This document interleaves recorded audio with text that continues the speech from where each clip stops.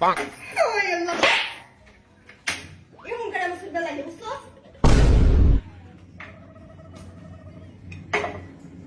গিদে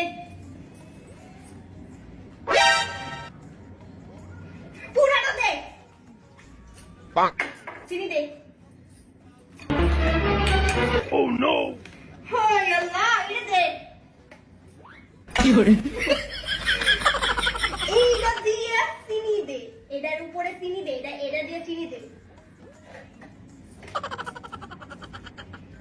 মজা দে 2 চামচ